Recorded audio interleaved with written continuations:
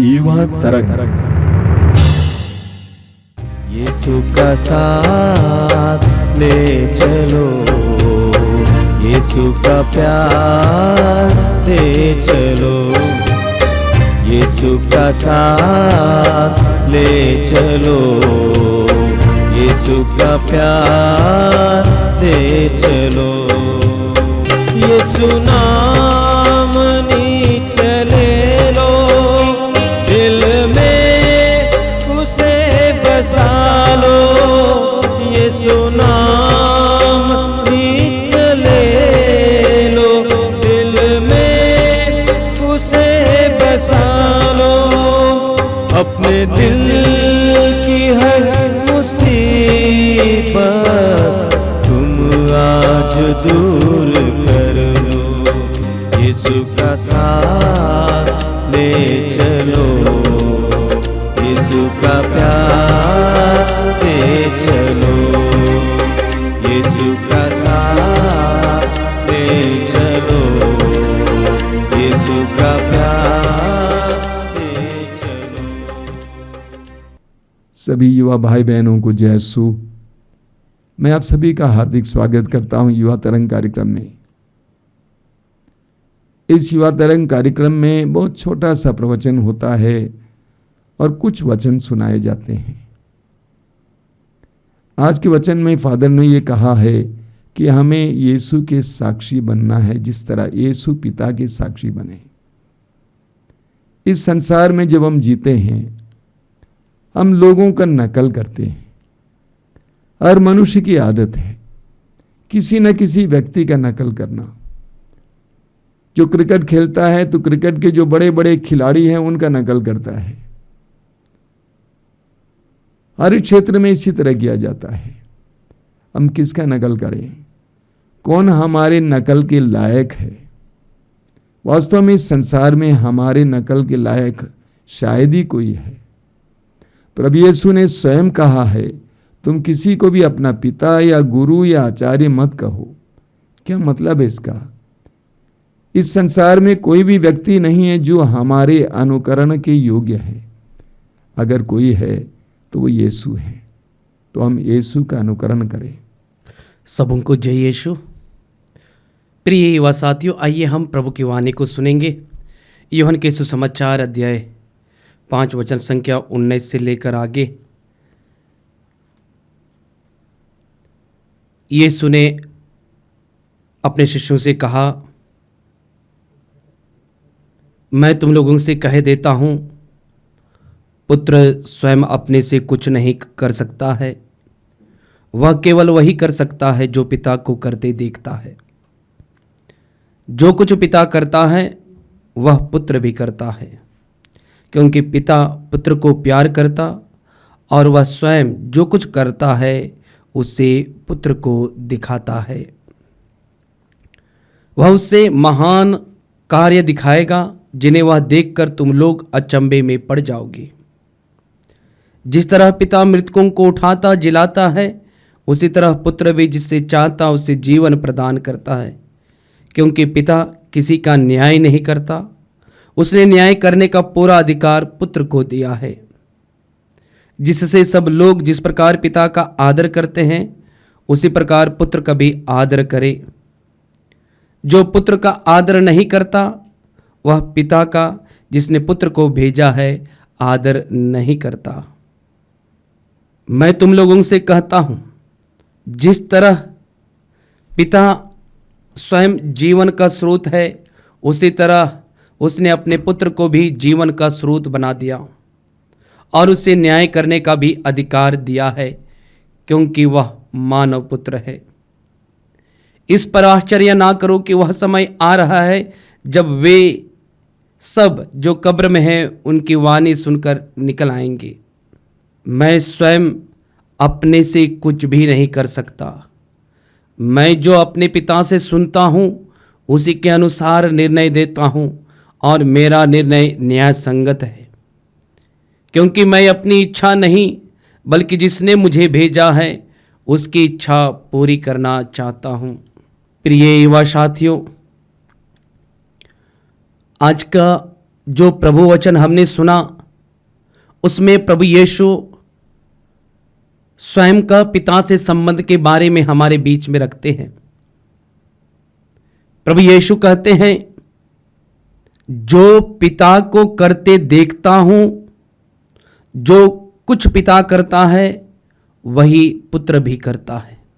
आजकल हम देखते हैं यूट्यूब में, टीवी में छोटे छोटे व्लॉग बनाकर लोग प्रसारित करते हैं, उसमें कई प्रकार का एडवर्टाइजमेंट आता है। हर एक वीडियो के बीच बीच में हमें एडवर्टाइजमेंट देखने को मिलता है। और ये एडवर्टाइजमेंट क्या है? कंपनी वाले लोग अपने प्रोडक्ट की वस्तुओं को एवं चीजों को एडवर्टाइजमेंट करते हैं। क्यों? जिससे कि लोगों को पता चले कि वो वस्तुएं कहां मिल रही है, उस वस्तुओं के गुणवत्ता को वे प्रकट करते हैं। एक उदाहरण स्वरूप, यदि कोई ऑनर नए स्कूल खोलता है या नए दुकान खोलता है तो वह उसका प्रचार प्रसार करता है। कैसा प्रचार प्रसार करता है? वह बैनर के द्वारा उसका विज्ञापन देता है और कभी कभी घूम घूम कर अपने विद्यालय के बारे में या अपने दुकान के बारे में लोगों को बताते हैं, जिससे कि लोगों को उसके बारे में जानकारी मिलती है। और यहां तक कि हमें यह भी पता चलता है कि यदि नए विद्यालय खुला है तो उस विद्यालय में क्या क्या सुविधाएं हैं, उन सुविधाओं के बारे में लोगों को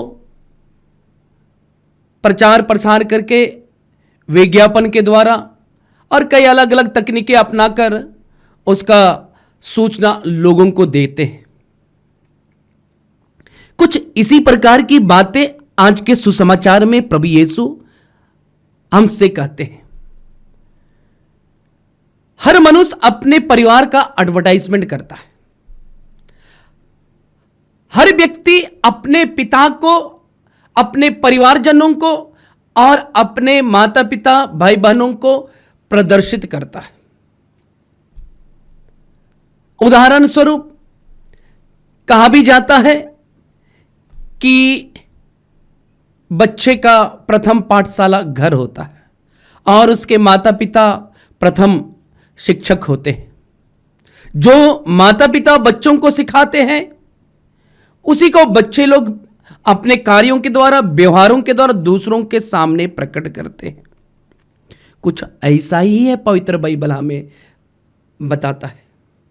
यीशु अपने पिता को कैसे लोगों के सामने दर्शाते हैं।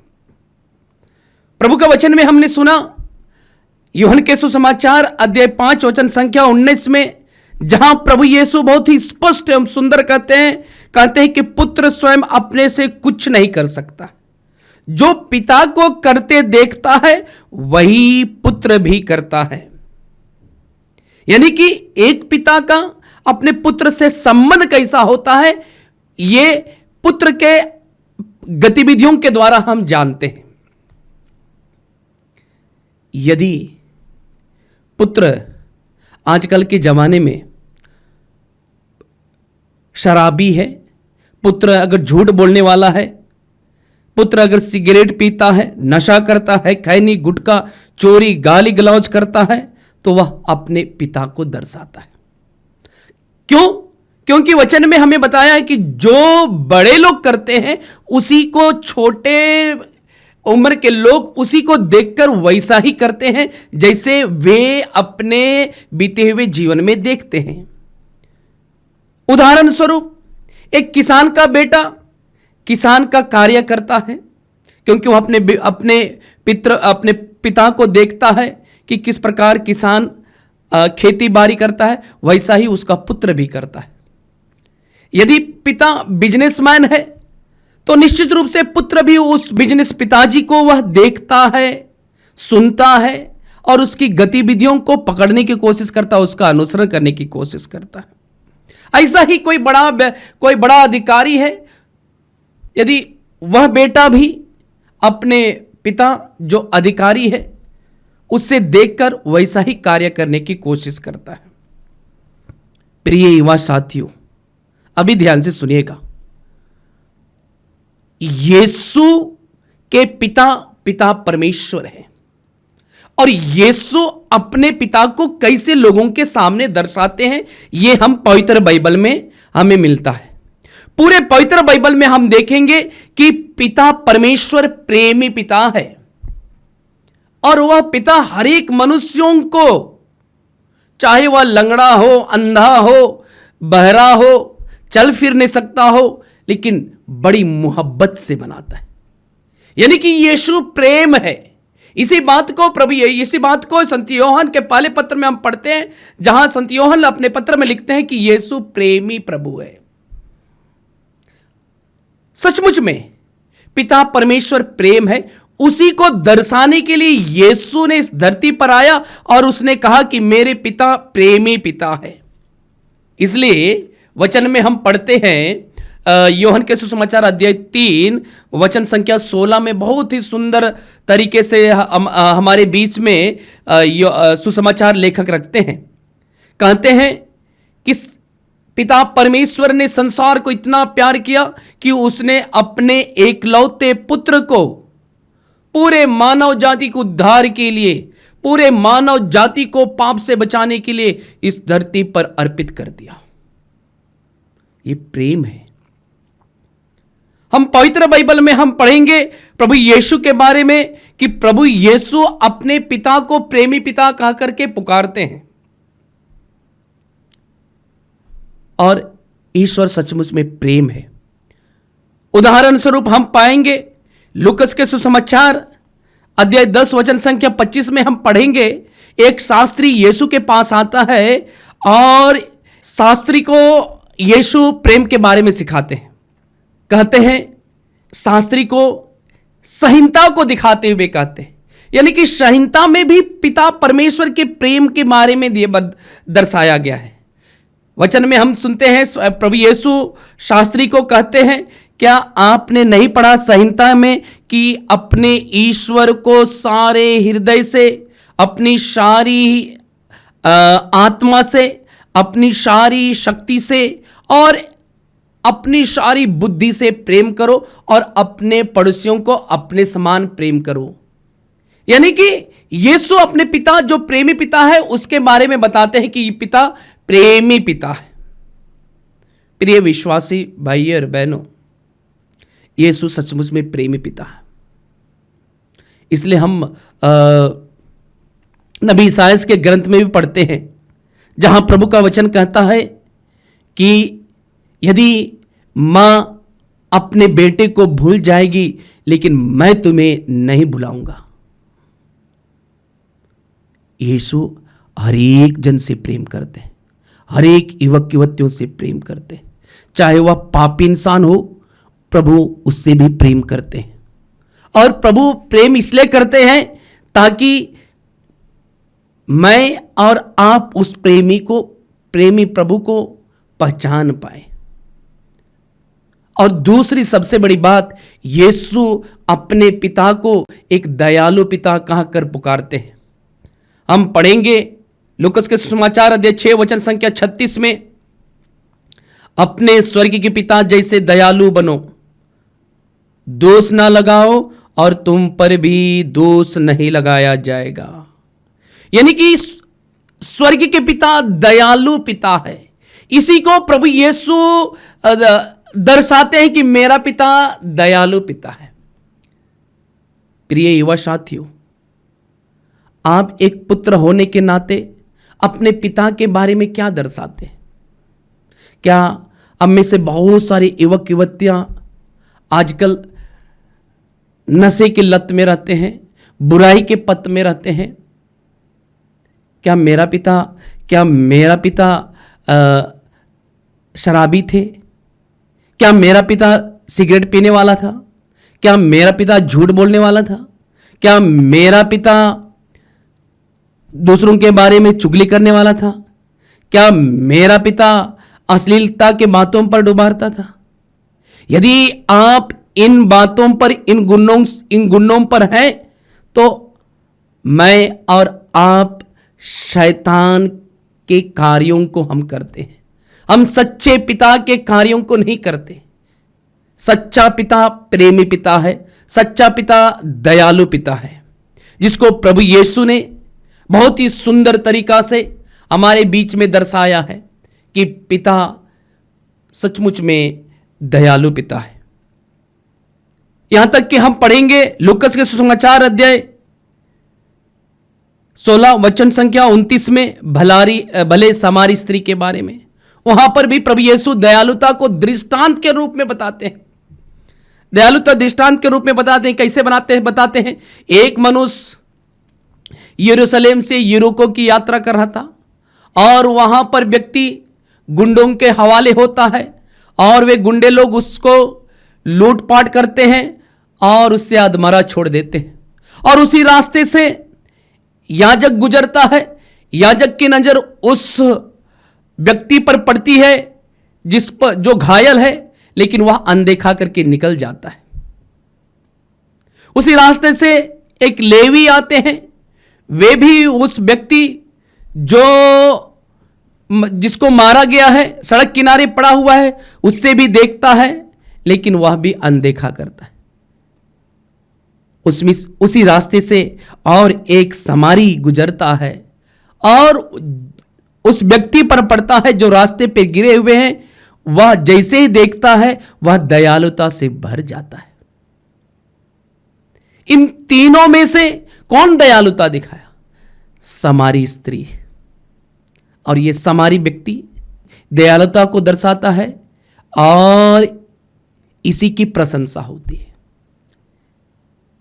प्रभु यीशु दृष्टांत में वही समारी व्यक्ति को ही प्रशंसा करते हैं, जिन्होंने उस व्यक्ति को देखरेख किया और उसे हॉस्पिटल तक पहुंचाया, उसकी प्रशंसा करते हैं।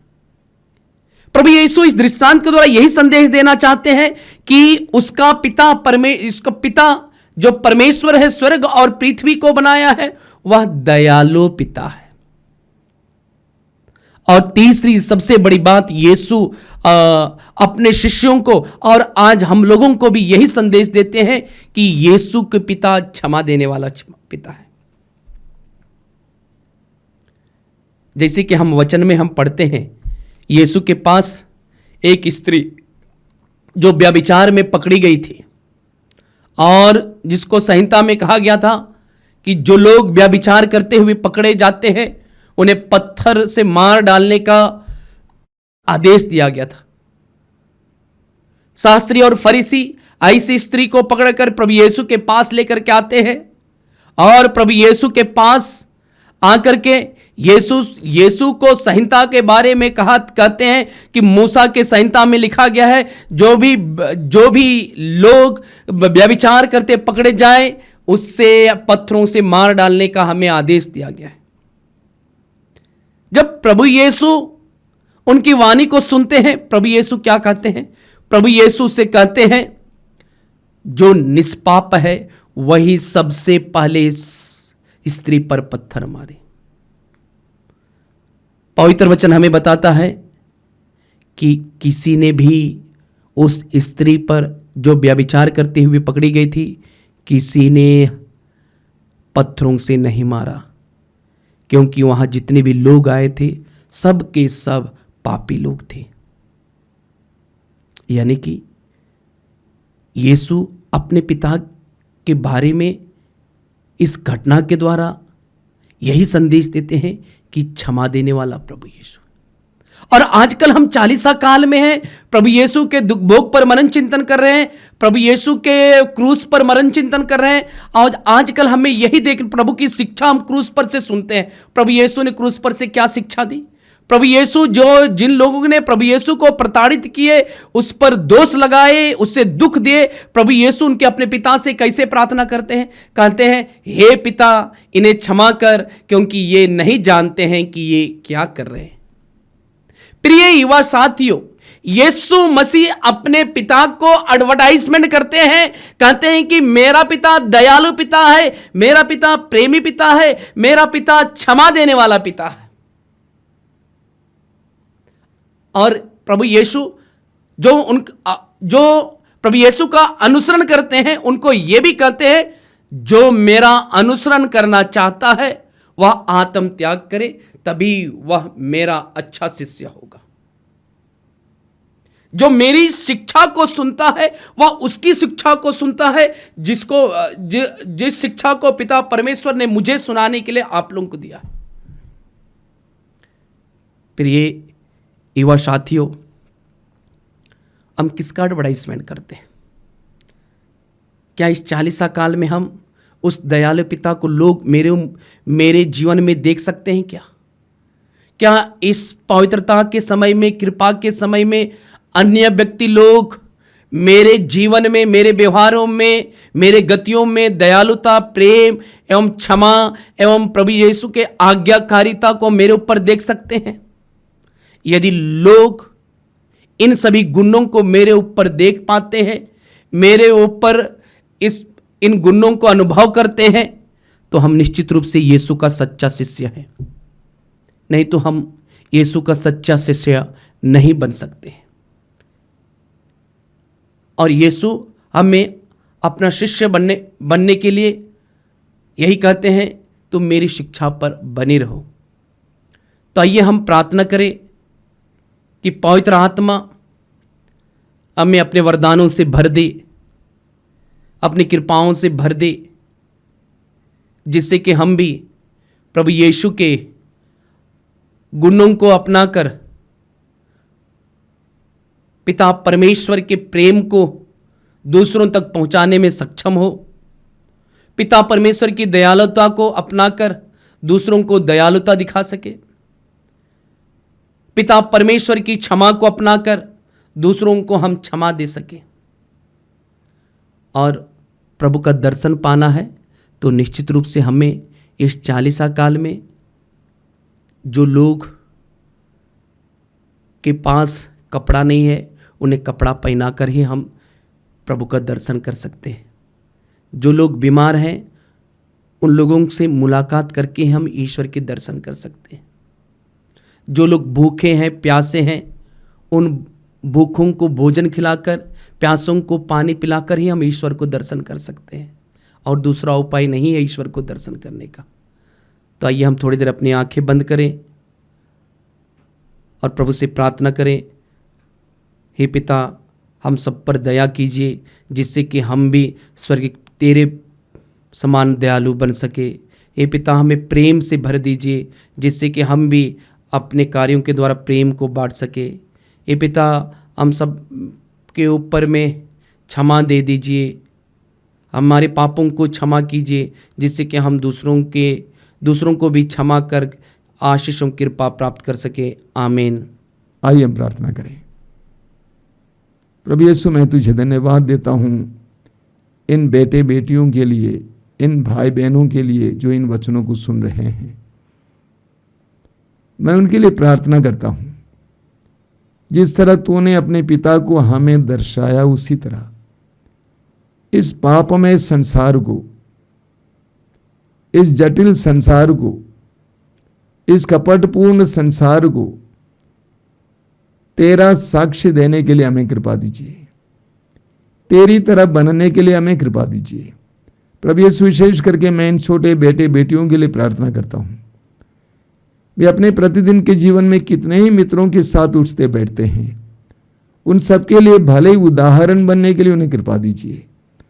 उनके उदाहरण को देखकर उन मित्रों की जिंदगियां बदल जाएं। सर्वशक्तिमान परमेश्वर पिता, पुत्र और पवित्र आत्मा आप लोगों को आशीर्वाद प्रदान करें। आमीन। दिल में बुला लो उसको, नहीं दूर है वो तुमसे। दिल में बुलाओ उसको, नहीं दूर है वो तुमसे। सब पापों को मिटा कर करता वो प्यार तुमसे। यीशु का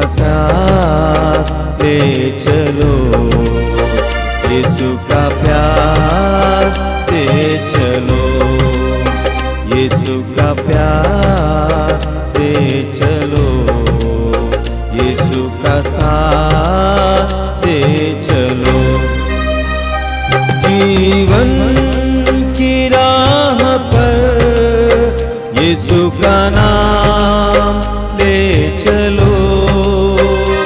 जीवन की राह पर यीशु का